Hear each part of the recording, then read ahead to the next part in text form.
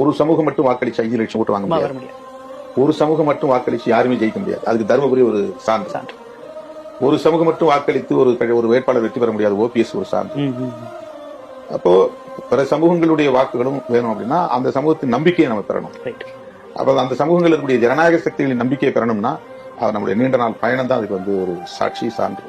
அப்ப நாங்க 99ல அடி எடுத்து வச்சு இன்னைக்கு 25 வருஷம் வெள்ளி விழா. தேர்தல் அரசியல்ல வெள்ளி விழா. பொது வாழ்க்கைக்கு 35 வருஷத்துக்கு ஆச்சு. 10 ஆண்டுகள் நாங்க தேர்தல் புறக்கணிப்புல இருந்தேன். அதுதான் என்னுடைய பிரச்சாரமா இருந்தது. மூப்பனாருடைய சந்திப்புக்கு பிறகு நாங்க தேர்தல் அரசியலுக்குள்ள தீவிரமா வந்தோம். அதுல இருந்து கணக்கெடுத்த 25 வருஷம். இந்த வெள்ளி விழா காலத்துல எங்களுக்கு இவ்வளவு பெரிய அங்கீகாரத்தை மக்கள் வழங்கியிருக்கிறாங்க.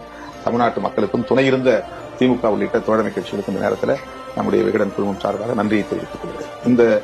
இந்த வெற்றியை, இந்த அங்கீகார வெற்றியை முதலில் சிதம்பரத்தில் போட்டியிட்ட போது மிகப்பெரிய வன்முறை நிகழ்ந்தது. அந்த வன்முறையில் பாதிக்கப்பட்ட, காயம்பட்ட, ரத்தம் சிந்திய தோழர்களுக்கு காணிக்கையாக்குகிறேன்.